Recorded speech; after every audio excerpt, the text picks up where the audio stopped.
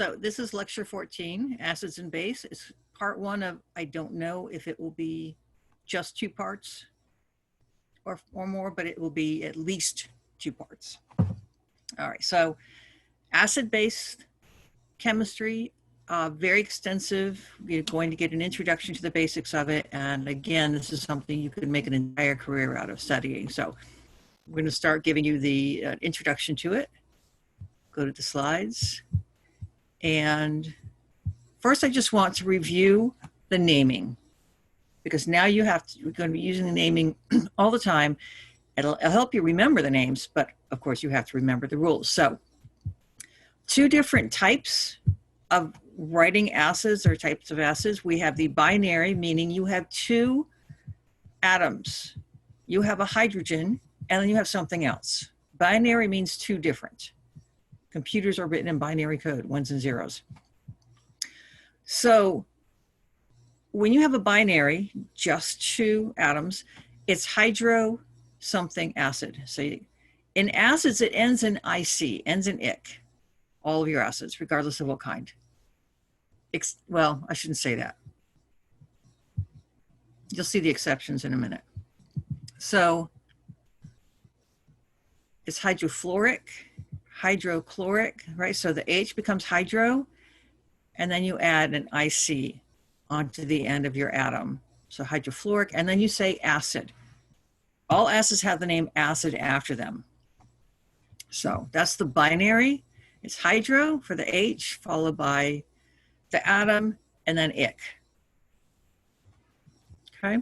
Oxoacids, oxyacids, which are your polyatomic ions that become acids. So go back to remind yourself of the naming rules for the polyatomic, right? Nitrate, sulfate, sulfite, perchlorate. I'm not talking about the acid. I'm talking about the polyatomic ion right now. Because what you do is you simply take the name of the polyatomic ion. You change the ending. You do not do anything to the beginning. You keep the name, the beginning part of it. So if it ends in ATE, you change it to IC, and then it's acid. So this is NO3 ion is nitrate.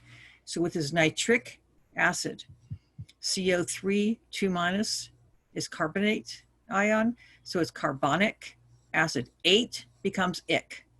Ite becomes us, OUS. So this is sulfate. This is sulfuric. Notice this is a slight change, sulfate, sulfuric. Phosphorus and sulfur do that. But we're all familiar with sulfuric acid, so that helps you remember. But this is sulfite. When you lose an oxygen, 8 becomes ite. Well, ite for an acid becomes us, OUS. So the one with the lesser oxygen is an OUS.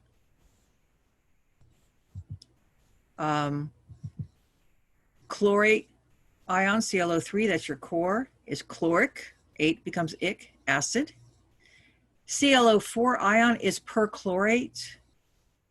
We add an oxygen, we make it per. So we keep the first part of the name, and we just add an ic onto the end. So perchloric acid. ClO2 is chlorite ion. So the acid form is, you change the ite to us, chlorous acid. And then ClO, it loses 2 oxygens from the 8 version. This is hypochlorite. So the ite becomes us, and it's hypochlorous acid. So practice this, go back to your rules, your naming rules for polyatomic ions, and just practice it. You might even want to flashcard it.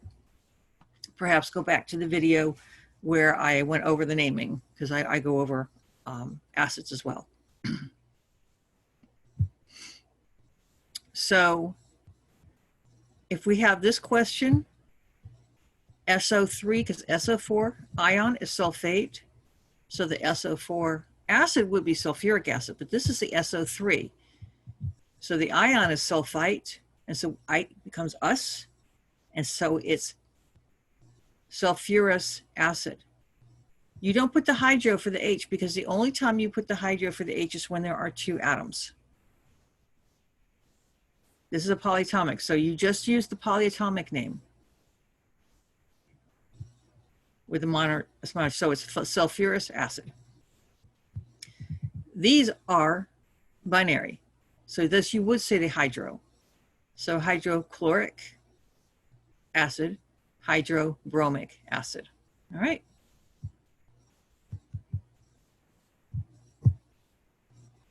And again, ClO4 ion is perchlorate because ClO3 is the core polyatomic. So ClO4 ion is perchlorate. So this is perchloric acid. The 8 becomes ic, and you add acid. So perchloric acid, D. What is hydroiodic acid? Okay, it has a hydro. That means there's an H in front of it and it's a binary. What's the other atom? Iodine. So it's going to be HI. Now notice that the H's that you add have to balance out the charge of the ion. Fluorine, chlorine, and iodine have a -1 charge, so they each get 1 hydrogen. Sulfur has a -2 charge, so it gets 2 hydrogens. Carbonate ion has a -2 charge, so it gets 2 hydrogens. So the number of hydrogens have to balance out your ion charge. Okay, so what do we mean by acid and base? Of course, acid and base we are familiar with because of the pH. But what does that actually mean, the pH? And what does it mean if something is neutral? So, and I'm going to show you in just a minute. We talk about Bronsted-Lowry acid base because there are 2 definitions for this type of acid and base that produce hydronium and hydroxide ions. The old definition, Arrhenius, talked about the behavior. So it described the acid as something that increased the concentration. So it talks about the end result, something that increased the concentration of hydroxide was a base, something that increased the concentration of hydronium ion was an acid.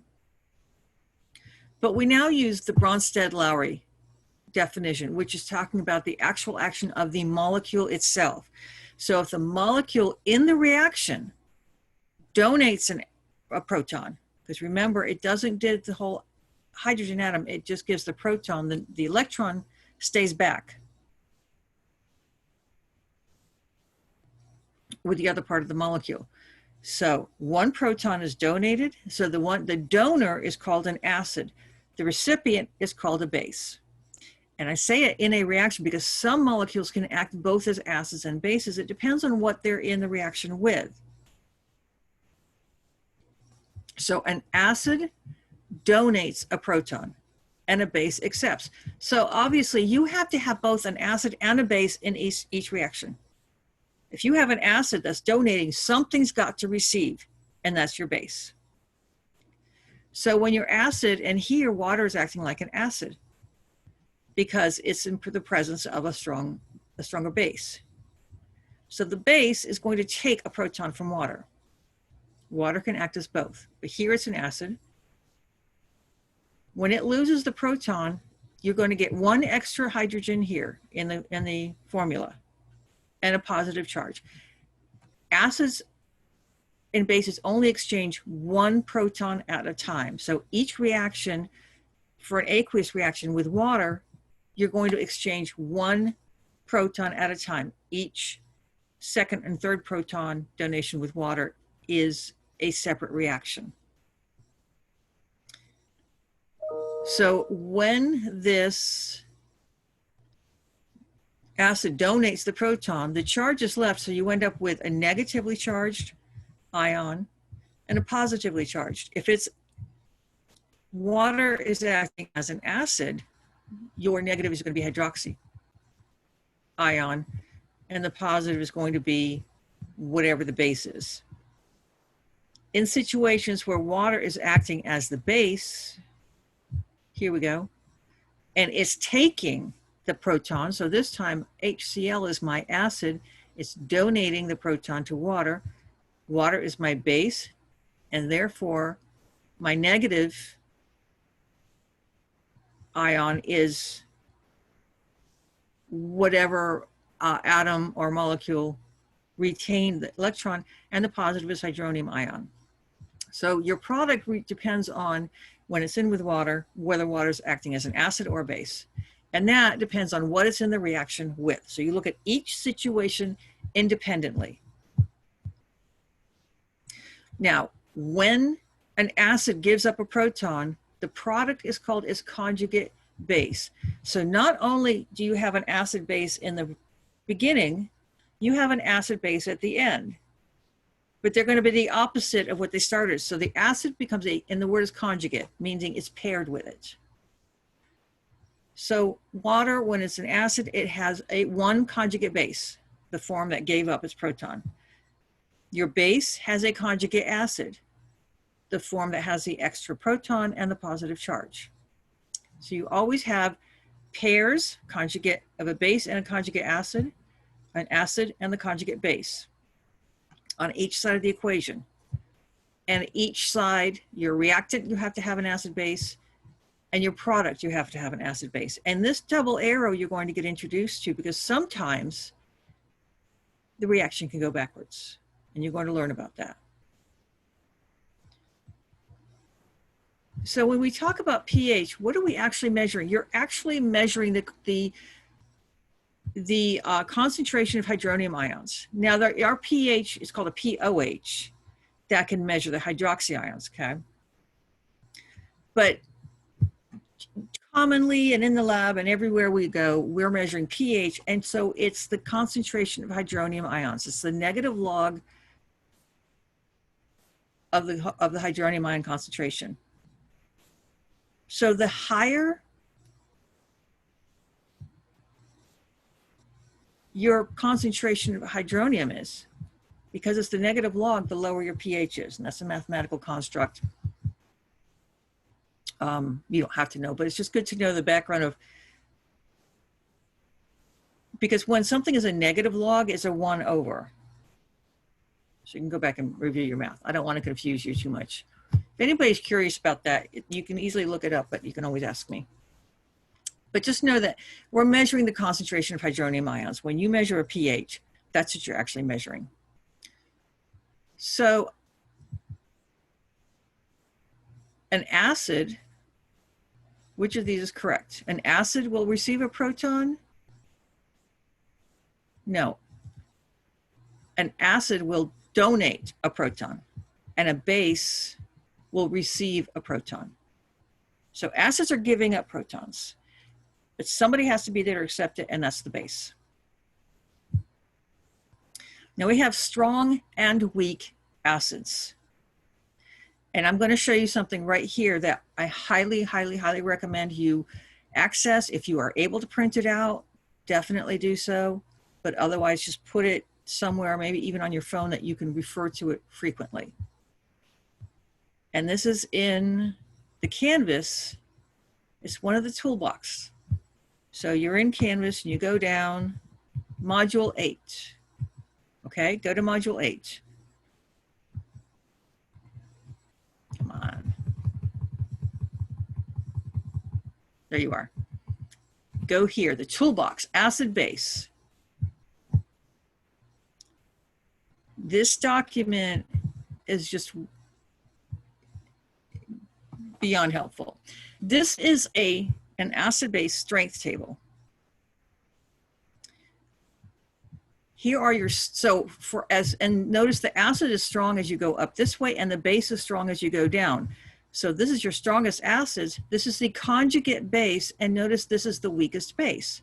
So however strong your acid is, the base is going to be equally weak. So a really strong acid is going to basically, its conjugate base is going to be ineffective. It cannot drive the reaction backwards. And I'm going to get into all of this. I'm just describing the layout of this table. So these are your strong acids, the big 6, you will have to know these. And the base, and I say anything that's not one of the big 6, you consider it a weak acid, and that's here. These can go in both directions. These can, and some of them can act as both acid and base. So here the base, water is a base, and here water is an acid. And then down here you have your very strong bases. They're so strong that the conjugate acid is ineffective. So these are conjugate acids because they're the product of when the base receives its proton. This is the product. So if this is a base, this is a conjugate acid. The opposite is always a conjugate of opposite of what it is. This is so strong that this is so weak. It's ineffective. So use this table as you go in learning how to write equations to say, is something strong or weak, until you have these big six memorized. And once you have the big six memorized, then know if it's not one of these, it's one of these. So go and somehow get that table and just permanently imprint it somewhere. It's invaluable. Okay. Back to the slides. No, that's not the slides. So the Bronsted-Lowry acid-base theory is you have your acid is defined as a proton donor, and the base is defined as the proton acceptor. The strength of an acid is its ability to donate the proton. And this has to do with a number of things. It can have to do with the size of the atom, for example, if it's binary. It can have to do with electronegativity. There are a number of factors that go into that, but that's why I just use that table. And the base strength is its ability to accept or take a proton. And the stronger your acid is, the weaker is the conjugate base. And the stronger your base is, the weaker is the conjugate acid. Basically, good givers don't receive well, and good takers don't give well.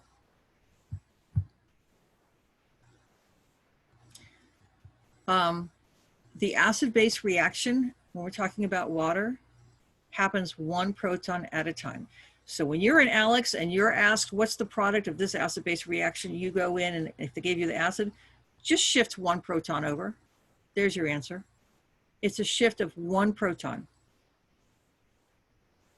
You end up with ions because when the proton leaves, it leaves the electron behind. So it adds a positive charge to the receiver, the base, but it's one proton at a time. Now, when we get into neutralization reactions, you have not a water, but a different acid and base. That's a different scenario. We're simply talking about aqueous chemistry right now. We're talking about in water. When you put something in water, this is what happens. So this is specifically with water. You get a donation of one proton at a time. So you write your reactions one proton at a time. For example, this originally phosphoric acid has 3 protons, and it loses all 3 of them one step at a time, because the conditions for losing the second one are very different from the conditions of losing the first one. And if you map it out, you actually get this little staircase of the energy levels for losing the second and the third proton. So just remember that it's one proton at a time. The conjugate pair, your acid product will become a conjugate base. Your base product will become a conjugate acid. That's just what we call it. So it's one proton at a time. So this would not be correct because it's lost 2 protons. It's one proton at a time. This is the acid and this is the base. And so it's asking us for the acid first. That's the base. That's a base. But this is perchloric acid and it lost 1 proton. It kept the electron. And so this is your conjugate base. It's actually that simple. Remove the proton, put a negative charge on there, which means your conjugate base is going to go up by 1 negative charge. Going to have a -1 on it. So the base and its conjugate acid, well, fluorine is fluoride ion is a base, and there's your conjugate acid. You add 1 proton. This is not correct because if you add 1 proton, you would get water. This is adding 2 protons. So 1 proton at a time, your acid becomes a conjugate base. Your base becomes a conjugate acid. So here, this is acid. It makes a conjugate base. And the conjugate part, it doesn't matter whether you're in water or not. Every acid-base reaction, you go, an acid has a conjugate base, a base has a conjugate acid. So here's my acid. Acids have an H in front of them. That's part of how it's just how it's written. The one oddball is acetic acid. Acetic acid is just an oddball, period. The bane of my existence, and sometimes you do not see that one in the front, it's at the end. So this is my acid. It's going to transfer the proton to my nitrate ion. So this is my acid, this is my conjugate base, and this is my base, this is my conjugate acid. Okay.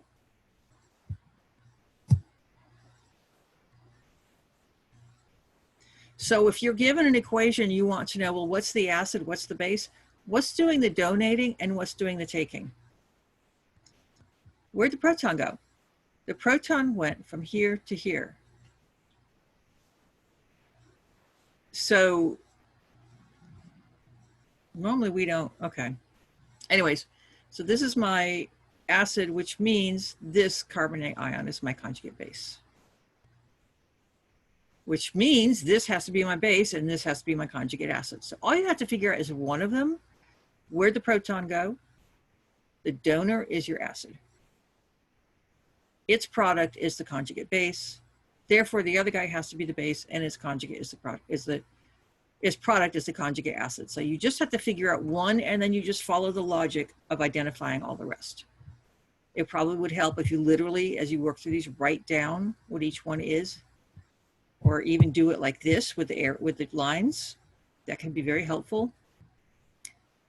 When you have defining acid, draw a bracket to this conjugate base. Therefore, you know what the base is and draw a bracket to its conjugate acid. It probably help you understand the process. Right, and this just reinforces it's a 1 proton at a time step. So as you're going through any exercise, you simply say, if you're asked what's the conjugate base of phosphoric acid, you just remove 1 proton, make sure you keep the electron behind, so you give it a negative charge, and that's your answer. Just simply remove 1 proton. The acids are called acidic acid because the acidic hydrogen means that's the one that's going to be removed in our structures. Just because something has a hydrogen on the end of an oxygen does not mean it's an acid. If you're looking at a structure. Okay, because that also can be an alcohol. So it depends more on the chemistry of it. So if you see, this is acetic acid, see, sometimes you see that written on the end. That's the only one I can think of. But ethanol all alcohols have an OH as well. So just be aware that just because you have an OH doesn't mean it's an H available doesn't mean it's an acid. It can be an alcohol. In oxyacids, because they are specifically multiple oxygens, the acidic hydrogens are attached to the oxygens. And again, they are removed, plucked off 1 at a time in 3 different steps, 3 different reactions. But these hydrogens are not acidic hydrogens. Okay, so it's going to be a specific one. You're not going to be, if you are asked to identify it, it's going to be really obvious which one is the acidic hydrogen.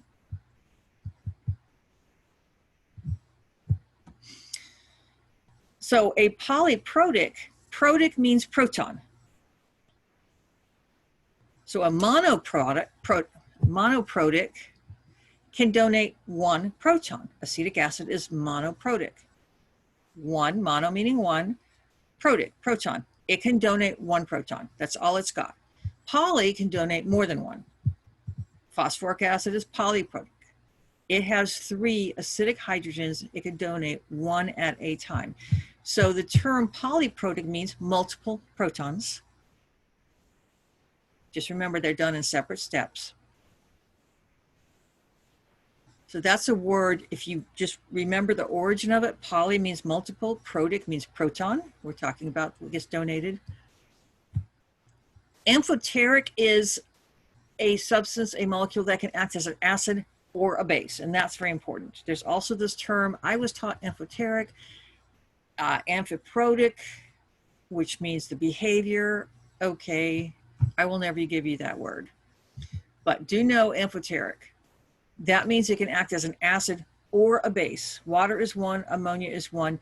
How it behaves depends on what it's in a reaction with.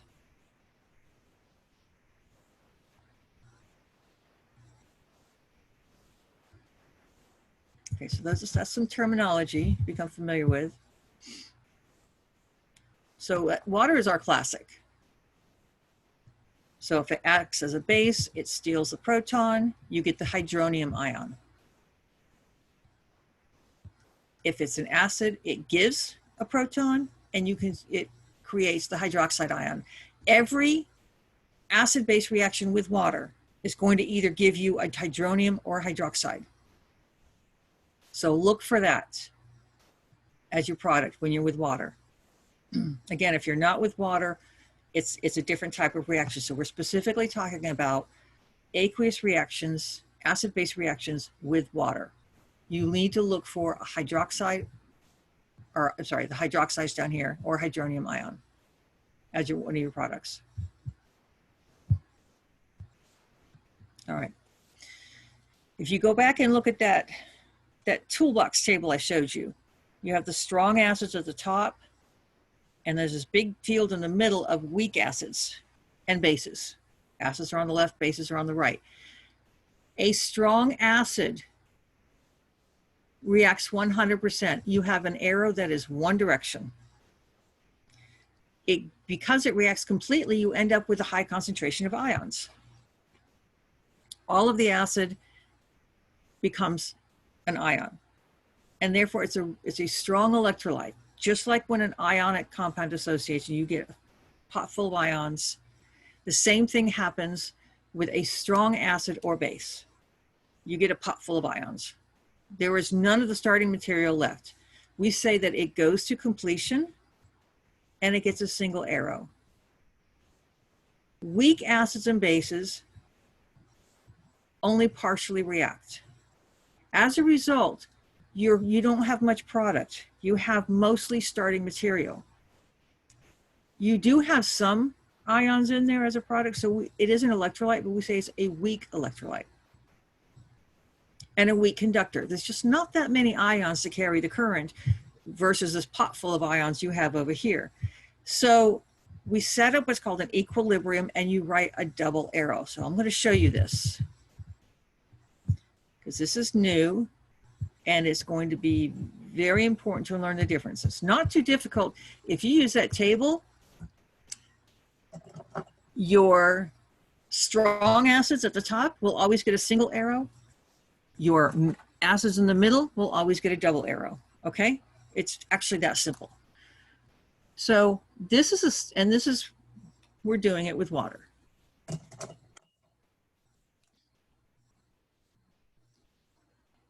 So this is a strong acid, and I bubbled it through water. Because it's strong, it goes to completion. I have a one direction arrow.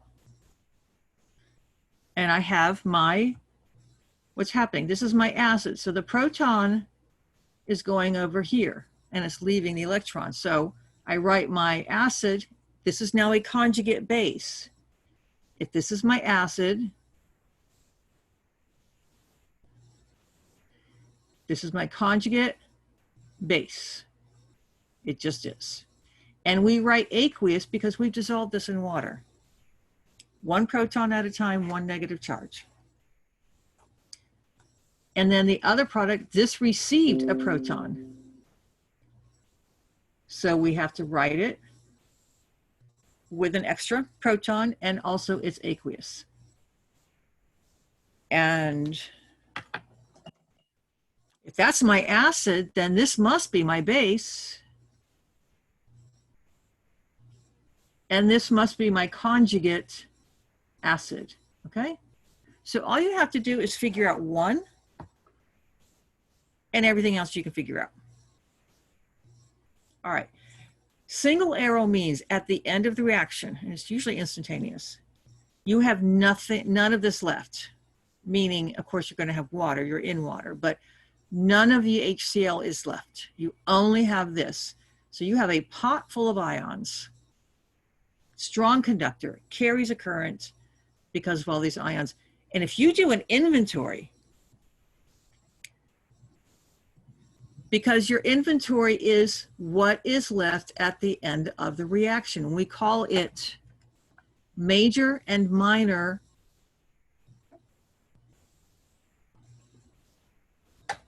products. If you have an inventory of a strong acid or base, a full extent, we have no minor inventory.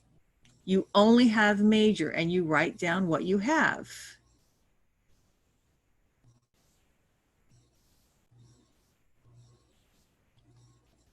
Okay? So the inventory is at the end of the reaction, what's in your pot, what's in your beaker. You don't have to have water. How Alex, I think, wants you to put water. So write water for Alex, but the rest of the world doesn't. Okay, that is your strong acid or base. Single arrow goes to completion. At the end of the reaction, there's nothing left here. You only have this. Now let's look at a weak.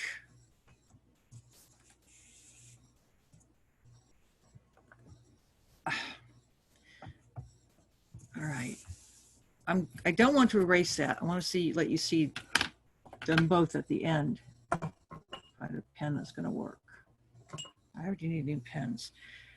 So this was strong.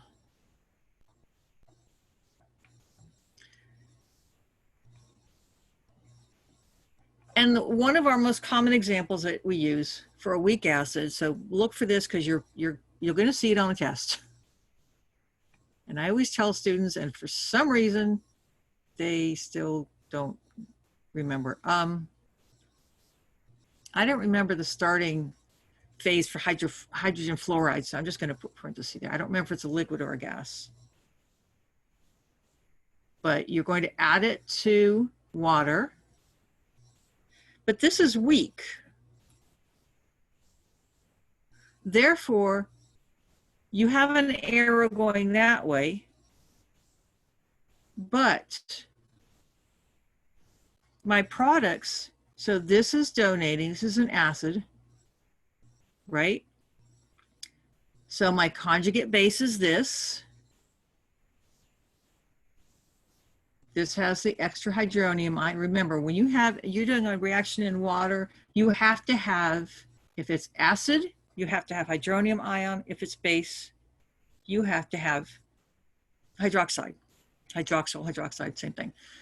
Because this is weak, the conjugate base, this is my acid, the conjugate base is equal in strength, or it might even be slightly stronger. So when this starts to build up, you get enough concentration of this, they're running into each other. Reactions happen because the molecules run into each other. They collide, they have to find each other to make the reaction happen. So you get enough concentration of these built up where they start running into each other. Because this is weak, this is sufficiently strong to go, oh, and do the reaction backwards. So hydrogen fluoride reacts with water to give you fluoride ion and hydronium ion. But these are strong enough because they're in the middle of that table. When you get enough of them, they go backwards. And the fluoride ion, so this base reacts with this conjugate base reacts with this conjugate acid. You get an acid-base reaction, and it makes this product. So a weak acid or base, you have an equilibrium. You have a double arrow. Most of your product is still, most of your, what's in your beaker is still over here, because this starts driving it backwards. And then you get enough this built up, it goes back. So you hit what's called an equilibrium. And at equilibrium, you get steady state. The reaction rate becomes equal. For every one that goes this direction, you get one that goes this direction. So at equilibrium, the rate becomes equal. One forward, one back. For every one forward, you get one back. Whatever concentration of these you have, when you hit equilibrium, stays fixed. Because for every one step I go this way and I make this, I do one step this way and I remove one. Your concentrations are not equal, but they're fixed. Whatever the concentration is at equilibrium, it stays. So the rate is equal, because for every one goes forward, one goes back. And the concentrations become fixed. What's the inventory? This is the only time you're going to have a minor. When you have a double arrow, when you have a weak acid or base, is the only time you're going to have the minor. Your major is this stuff, because most of your reaction is still as a reactant. Your minor is over here. So my major is going to be this. I'm not going to write water, but you can. I think Alex wants you to. I'm more concerned with the active participants. Now, whether you put the phase there or not, if it's obviously on this side, you don't need the phase. But when we do molecular dissolution, that was the one where you dissolve a molecule, but nothing else changes, sugar and alcohol. There you have to put the phase, because you have to show me it's the aqueous form that exists, not the original solid, liquid, or gas form. But otherwise, this is clearly on this side of the reaction. So your inventory on a weak acid or base is major, is still going to be your starting material, your reactants. You have a little bit of product left, so that's minor, because every time you get a sufficient concentration of this, it kicks it back the other way. This reaction goes backwards. And this is only for weak acids and bases. Strong acids and bases will go to completion. This acid has a conjugate base. This conjugate base is so weak, because this is so strong, it's so weak, it cannot reverse the reaction. That's the key. So I'm going to zoom out. You can see all my notes on the side of the board. That's as far as it will zoom.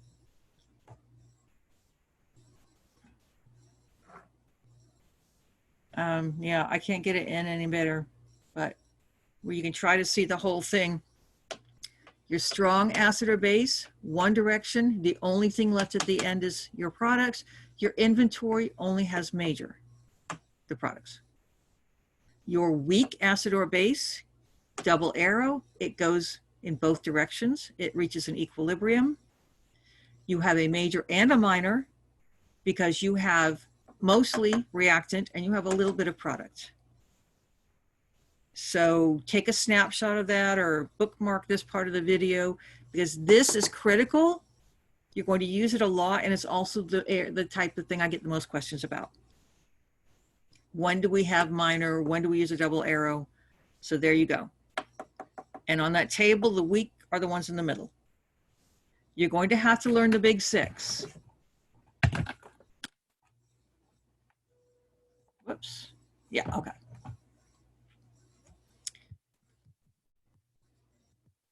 And once you learn the big six, anything that's not for acids, anything that's not the big six is a weak acid. We mostly are going to focus on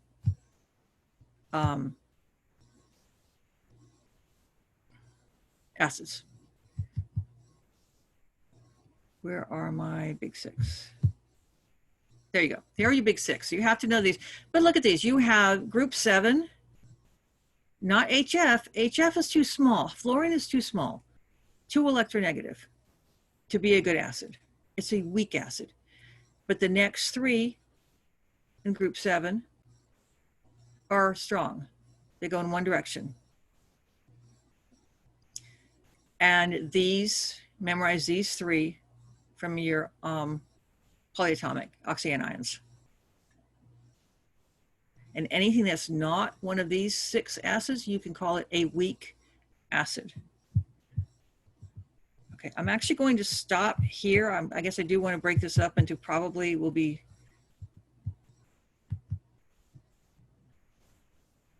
no, it might just be 2. All right, but the next lecture, I'm going to go more into equilibrium and inventory and just work some problems, some examples out. So there's your core of acid-base chemistry. Okay, so this is the end of part 1 of lecture 14.